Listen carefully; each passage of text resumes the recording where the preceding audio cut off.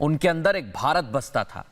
लता दीदी के अनेक किस्से हैं, वो इस रिपोर्ट के जरिए हम आपको बताते हैं।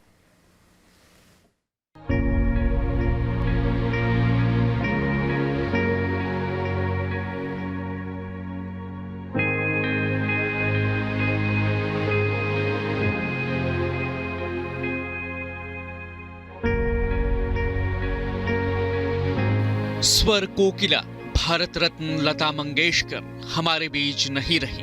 थम गई धड़कन, रुक गई सांसें, अपने चाहने वालों को रुलाकर अनंत सफर पर निकल पड़ी हैं लता मंगेशकर। मखमली आवाज की मलिका, सुर साम्राज्य लता मंगेशकर हमारे बीच नहीं रही।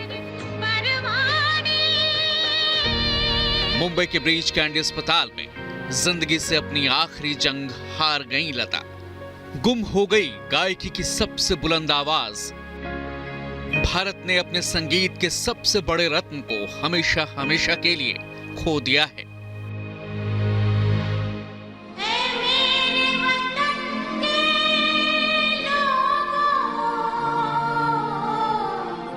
वो जिनकी आवाज ही उनकी पहचान रही, वो जिन पर मां सरस्वती की साक्षात कृपा रही, वो लता मंगेशकर जिन्हें दुनिया प्यार और सम्मान से लता दीदी कहकर पुकारती रही, वो लता दीदी नहीं रही।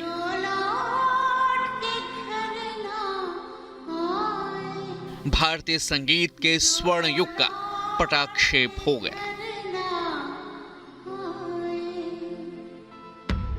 चाहने वालों की आंखों में आंसू हैं, दिलों में दर्द है, अब साथ हैं तो बस यादें। यादों का एक ऐसा बेमिसाल बेशुमार खजाना है जो उनके चाहने वालों को ताउम्र याद दिलाता रहेगा कि उन्हें यूं ही सुर साम्राज्य स्वर कोकिला का खिताब नहीं दिया गया था। भारतीय संगीत में अपनी अमिट छाप छोड़कर हमसे सदा के लिए बिछड़ गई हैं लता मंगेशकर। 28 सितंबर 1929 को इंदौर में पैदा हुई लता मंगेशकर का बचपन का नाम हेमा हार्डिकर था, जिसे बाद में पिता दीनानाथ मंगेशकर ने बदलकर लता मंगेशकर कर दिया। महज 5 साल की उम्र से ही लता संगीत की शिक्षा लेने लगी थी और नाटकों में काम करने लगी थी। बचपन से ही लता को घर में गीत, संगीत और कला का माहौल मिला और लता उसकी तरफ आकर्षित हुई।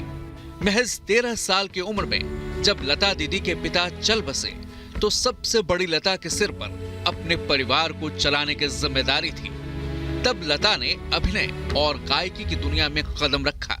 मंगला गौर, बड़ी माँ, जीवन यात्रा जैसी फिल्मों में लता मंगेशकर ने छोटी मोटी भूमिकाएं निभाई।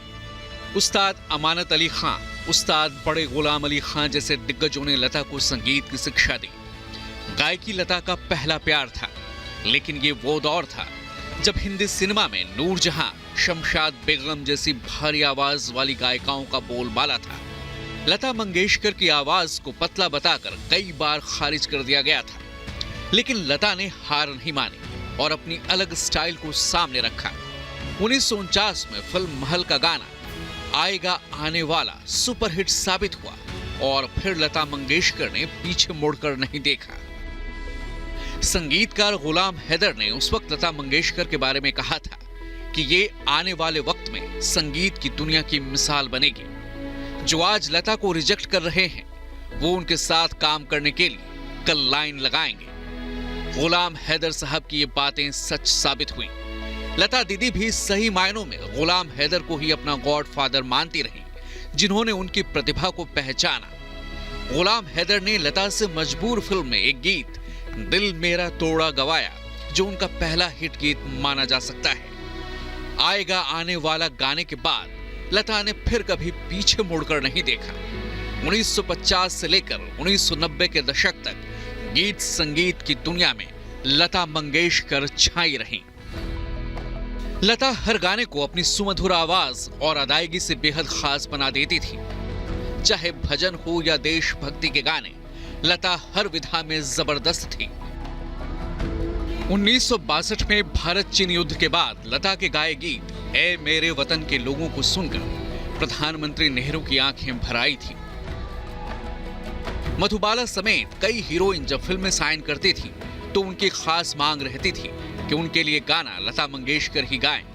35 से अधिक भाषाओं में 50,000 से ज्यादा गीत गाने वाली लता दीदी के बारे में बताने में शब्द कम पड़ जाएंगे। संगीत की कई पीढ़ियों ने अपनी आंखों के सामने साक्षात सरस्वती को देखा और कुछ लोगों को उनके साथ काम करने का, गाने का भी मौका मिला। लता का नाम Guinness book of world records में भी दर्ज है। देश के सबसे बड़े और गुणी संगीतकारों की पहली पसंद रही लता मंगेशकर। सफेद साड़ी पहनने वाली लता दीदी ने खुद को हमेशा विवादों से दूर रखा। हालांकि एस.डी. बर्मन और मोहम्मद रफी के साथ रॉयल्टी को लेकर विवाद हुए थे, तब लता दीदी ने उनके साथ कुछ दिनों के लिए काम नहीं किया था। लता मंगेशकर को देश विदेशों में बेशुमार प्यार मिला। भारत सरकार ने देश के सबसे बड़े नागरिक सम्मान भारत रत्न से लता दीदी को सम्मानित किया। भारतीय सिनेमा के सर्वोच्च सम्मान दादा साहब फाल्के पुरस्कार से भी लता मंगेशकर को सम्मानित किया गया। राष्ट्रीय फिल्म पुरस्कार और फिल्म फेयर के कई सम्मान लता दीदी के नाम रहे। फोटोग्राफी और क्रिकेट की जबरदस्त शौकीन रही लता मंगेशकर। सचिन तेंदुलकर के सारे मैच देखती थी लता दीदी। लता मंगेशकर आजीवन अविवाहित रही। लता दीदी का जाना संगीत के एक युग के खत्म होने जैसा है। अब भारतीय संगीत में लता जैसा कोई दूसरा नहीं होगा।